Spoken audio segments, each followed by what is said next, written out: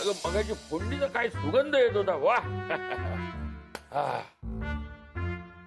चल चल चल जेवूया लवकर. अहो थांबा. काय झालं आता? काय रांगोळी घालून पाटावर बसवणार आहेस की काय जेवायला? हे जय आणि आदितीचं जेवण आहे. मी खिचडी केली. जय ते खिचडीचं भांड दे.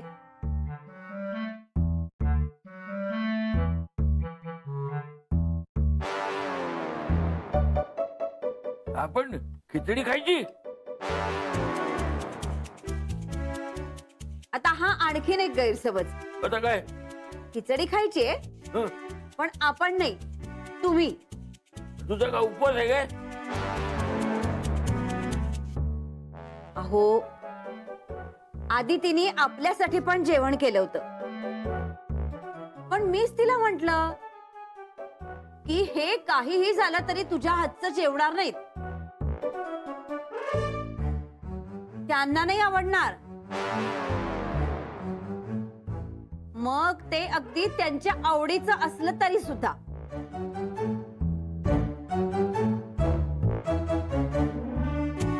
बरोबर आहे ना हो?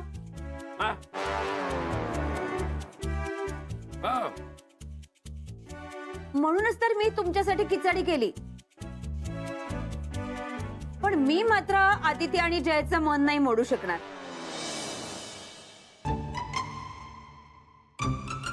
मी आदितीने केलेला स्वयंपाक खाणार आहे. पण काका तुम्हीही जेवलात तर? मी खिचडीच खाईन. अहो आदिती अगं नको करूस आग्रह, ते नाही खाणार. जेवणापेक्षा स्वाभिमान कधीही मोठा. हो ना हो?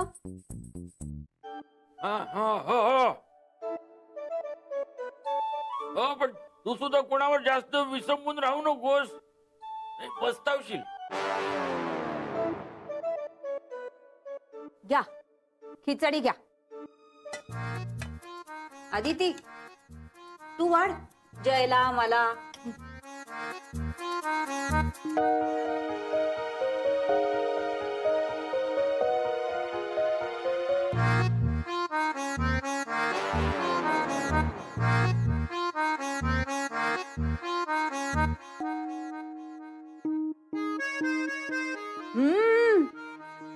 आदिती काय मस्त झाली ग भाजी.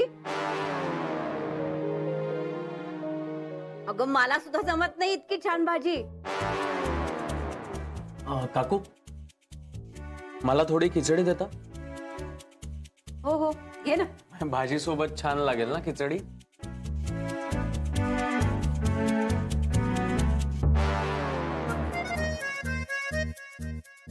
हो खा ना खिचडी. जमतं ते जरा.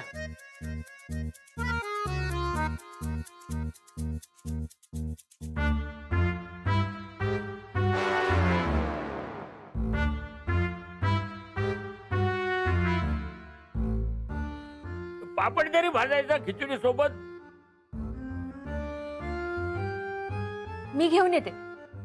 नको, मला भाडे करून कडचे पापड नको आहेत.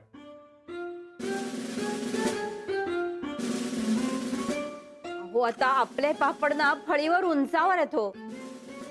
माझा हात नाही पोचत तिथे. आता ती आदिती देते तर घ्या ना. नको काकू मी देऊ का फळीवरचा पापडाचा डबा काढून? नको, माझ्या डब्याचं मी बघतो.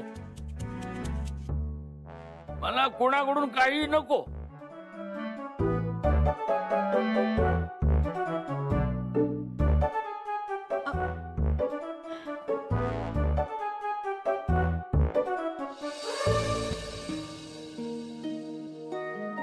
आज सगळं जेवण काकांच्या आवडीचं आहे, पण काकांना मात्र खिचडी खावी लागते. खूप वाईट वाटतंय काकू.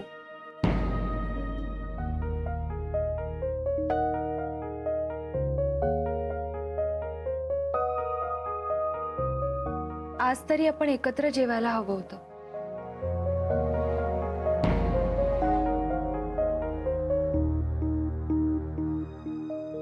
काही काळजी करू नकोस.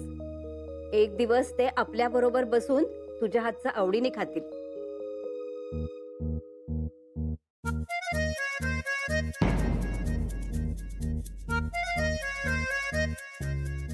पण काकांचं चांगलं आहे. म्हणजे त्यांना कधी कोणावरही अवलंबून राहावं लागत नाही. हे चांगलंच आहे ना.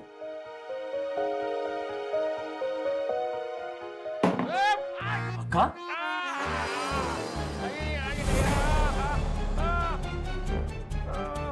अगं बाई, यांना काय झालं? अरे नको ते पापड रे, नको ती खिचडी. अहो अहो, काय झालं? अहो तरी मी सांगत होते ना, आदितीने दिलेले पापड घेतले असते तर काय झालं असतं? हे महत्वाचं आहे काय? अवस्था मग माझी काय झाली ती. बर बर, उठा आता. असे कसे पडलात? आता काय ऍक्शन रिप्ले करून दाखवू काय? ही काय मॅच आहे काय? ना काही विचारायला जावं ना तर सरळ उत्तर नाही देणार. उचल मला आधी, मग देतो सगळी उत्तर तुला. अहो पण मला एकटीला नाही जमणार. जय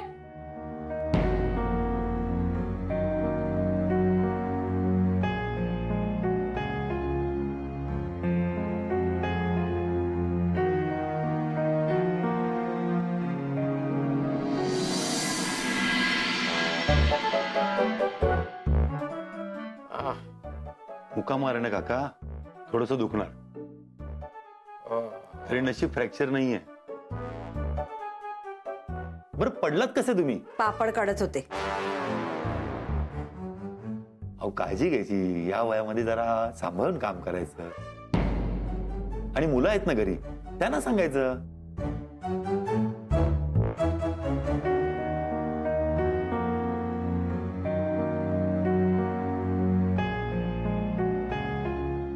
अहो बरेच पेशंट पाहिलेत जे पडतात, त्यांना लागतं, पण त्यांच्या मुलांना 2-2 दिवस माहित सुद्धा नसतं. नशीब तुमची मुलं तुमची काळजी तरी घेत आहेत.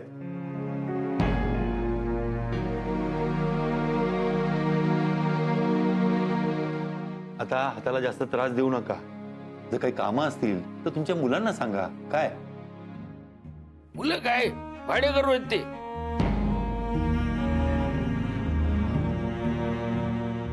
डॉक्टर हे कधी काढायचं सांगा. काय मला दुसऱ्यावर अवलंबून राहायला आवडत नाही.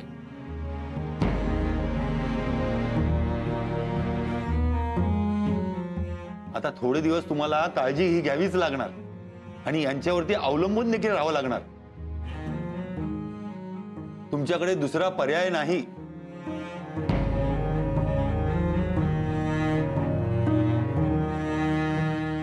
बरं, काही लागलं तर मला फोन करा.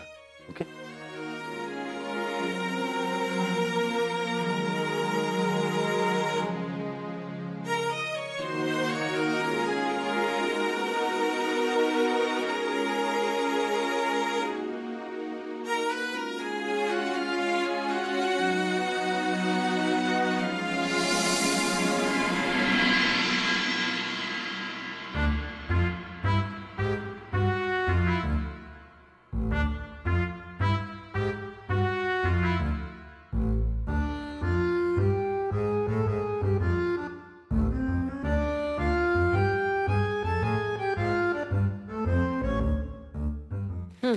चहा घ्या. ऐकतेस काय? गेली.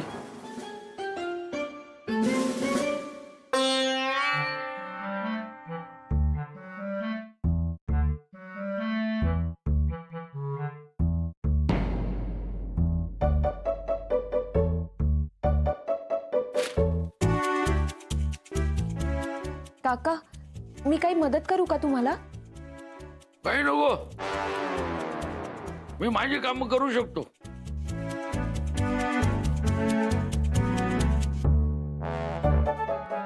काका,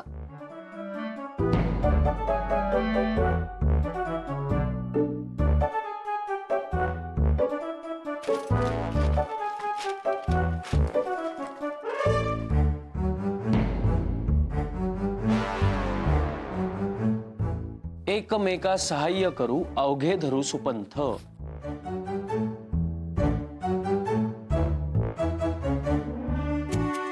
हेडलाईन आहे. काका, बातमी बघा काय आली. कोल्हापूर मधलं एक वृद्धाश्रम म्हणे बंद होणार. खरं तर चांगली बातमी आहे. म्हणजे महात्मा गांधींचा उद्देश सफल झाला.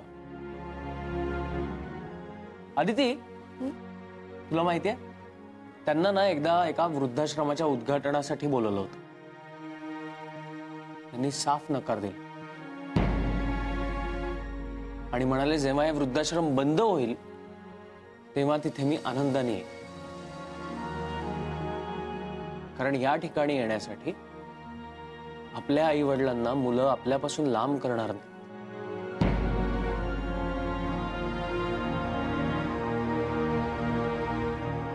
खरंच ना आदिती, मोठ्यांचे आशीर्वाद असणं, त्यांचं प्रेम असणं, याने किती आधार वाटतो ना.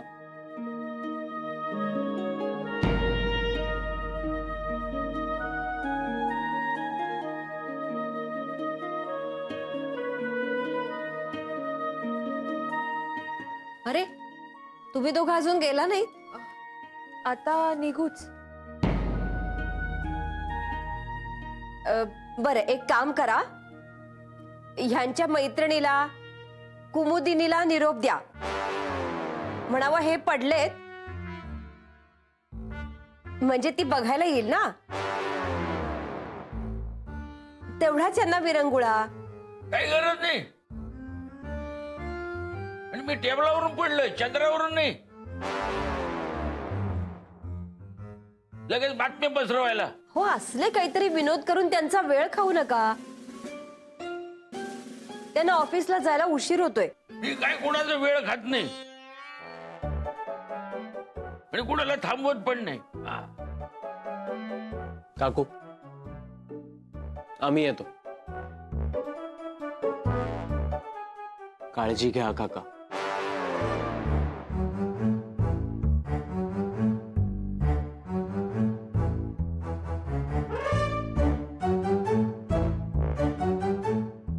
काय गरज काय होती मेसेज पाठवायची? अहो, तुमची मैत्रीण आहे म्हणून म्हटलं. तेवढंच तुम्हाला बरं वाटेल की. खूपच काळजी आहे माझी तुला. काल पापड दिले असतात ना तर आज ही वेळ आलीच नसती. हॅलो, हा बोल नंदिनी. थांब मी विचारते कदमाना. कदम, नंदिनीसाठी लँडलाईनवर कोणाचा फोन आला होता का? येणार होता. हो, क्लायंटचा येणार होता म्हणते. का नाही आला?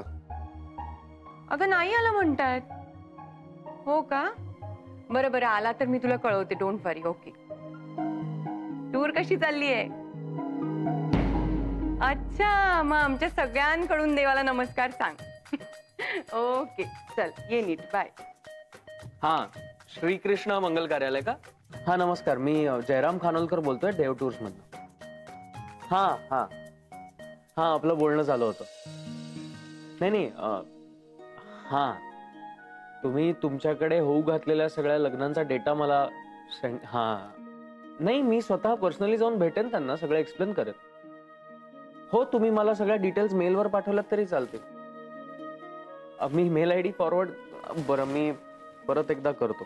हा, येस, थँक्यू.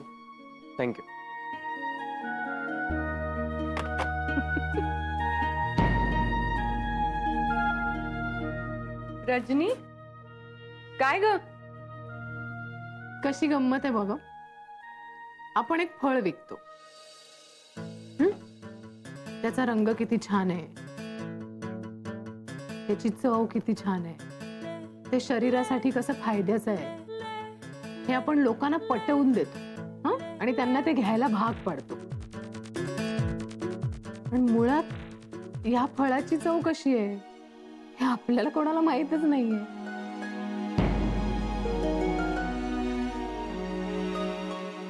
ते आंबट आहे, गोड आहे,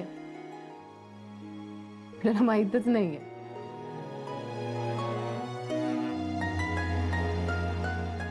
आणि आता ह्याच्या पुढे त्या फळाची चव कधी घ्यायला मिळेल का नाही माहित नाही, पण कन्व्हिक्शननी आपण ते फळ विकत असतो.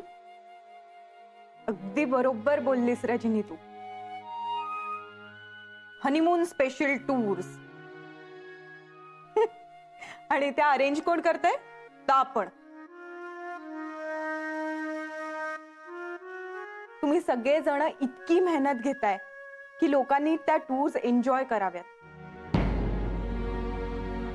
पण खरं सांगू का, तर आपण एक क्लायंट म्हणून ह्या टूरला जाऊच शकत नाही.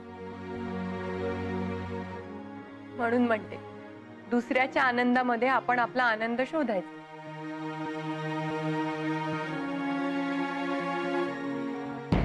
अतिथी मॅडम, तुम्हाला भेटायला क्लायंट आलेत.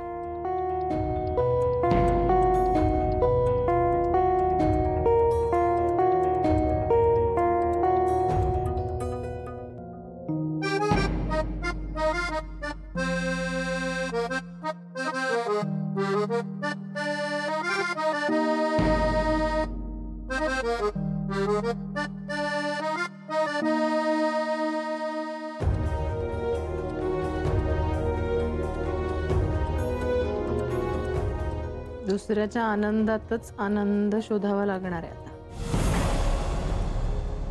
क्लायंट येतात, अदिती मॅडमना विचारतात. रजनी, वस्तुस्थिती आहे, आर्ग्युमेंट नाही करत आहे,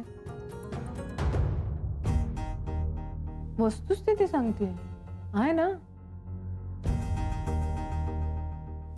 सॉरी सॉरी सॉरी, मी नाही बोला.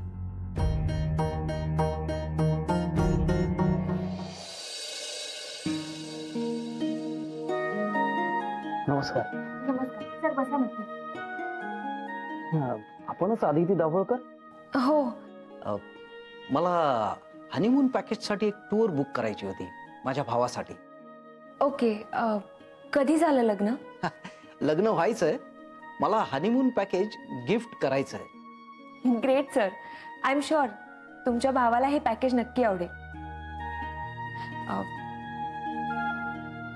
सर हे घ्या, हे ब्रोशर आहे, एकदा बघून घ्या तुम्ही.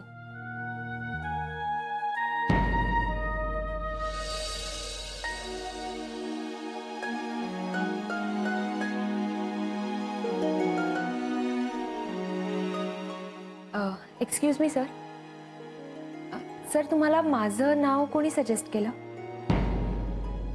नाही नाही, म्हणजे तुम्ही आल्यावर माझं नाव सांगितलं आणि आपलं तसं फोनवरही बोलणं झालेलं नाहीये, म्हणून फक्त माझ्या इन्फॉर्मेशनसाठी मी विचारते. नाही म्हणजे माझ्या मित्राने तुमचं नाव मला सजेस्ट केलं. तुमचे मित्र? त्यांचं काय नाव? नाही नाही, तुम्ही नाही ओळखत त्यांना. मग माझं नाव त्यांनी नाही म्हणजे माझ्या मित्राच्या मित्राने तुमचं नाव सजेस्ट केलं होतं आणि तो तुमचा क्लायंट आहे. ओ ओके. कोण? आता मित्राच्या मित्राचं नाव मला माहित नाही. तुम्ही हे दार्जिलिंगची टूर फायनल करा ना, बेस्ट आहे. मला वाटतं त्याला आवडेल. Great sir.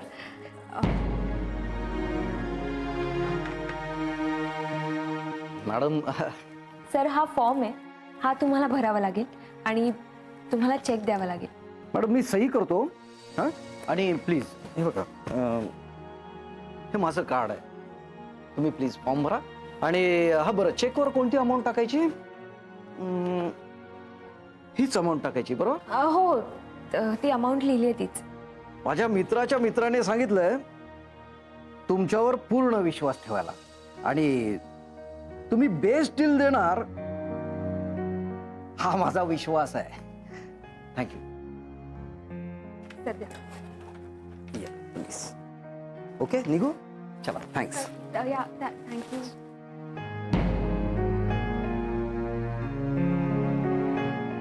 काय आदिती मॅडम, कुठून येत आहे ते सगळे? अरे मला काहीच कळत नाहीये. कोण आपली मदत करतंय?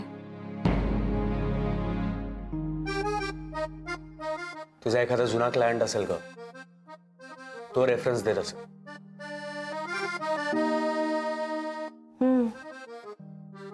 कदाचित असंच असेल. बरं असो, आधी काकूंना फोन कर आणि काकांचा हात कसा आहे ते विचार. काय झालं काकांच्या हाताला? अहो काका का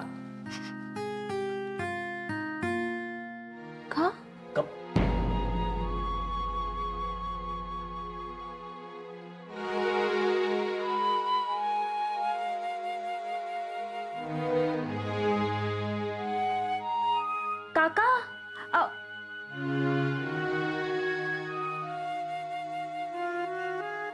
जय काय हे? ते समोरच